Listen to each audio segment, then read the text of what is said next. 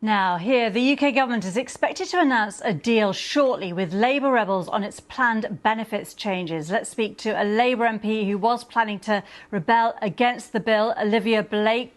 Do you know the details of this deal? Has there been a deal, do you know? I understand that there has been negotiations ongoing with some of the lead signatures on the Reasons Amendment, but I've not been privy to those conversations, so I don't know the absolute details.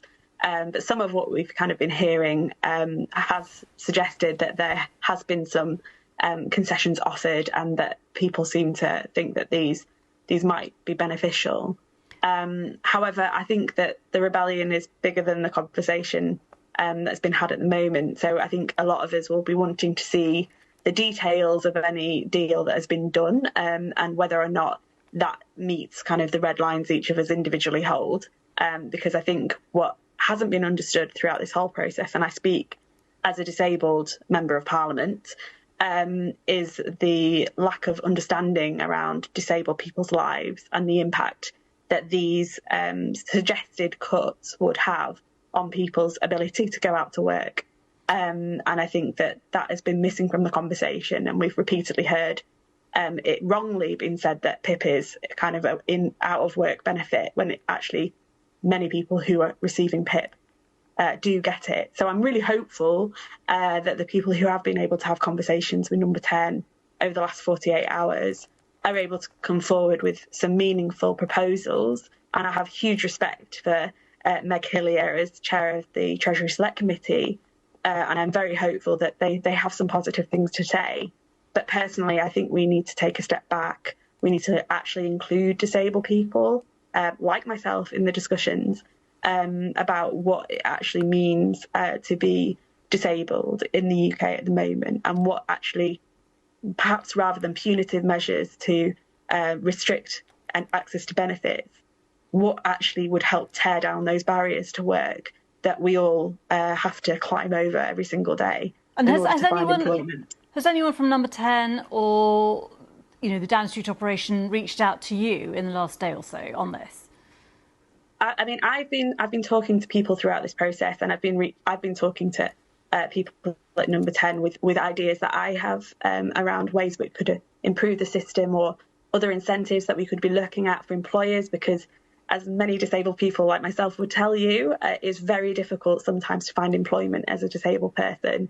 Access to work just isn't working at the moment. For example, at the moment, I had to change my computer at work, and it's taken me 4 months to get my reasonable adjustments met. If I'm a member of Parliament and I'm struggling with that, I can only imagine what it's like in other workplaces, and previous experience tells me that system currently isn't working enough. So I think there's much, much more that employers could be doing, and we should be looking at ways of encouraging that. And I've suggested, for example, maybe looking at something like a NICS discount or a reduction for a period of time to encourage employers to support people who may have been out of work for a long period of time, say more than 6 months. These are ideas that I want us to continue to talk about, regardless of what kind of comes out of the discussions today, because I actually think we really want more disabled people to work. I, more than anyone, as a disabled woman, want more disabled people to be in work and getting access and being able to be part of the economy. Okay.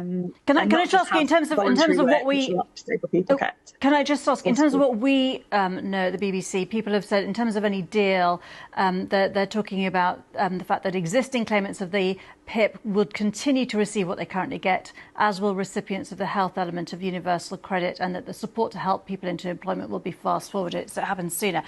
Are those would that be enough, in your view, to convince you?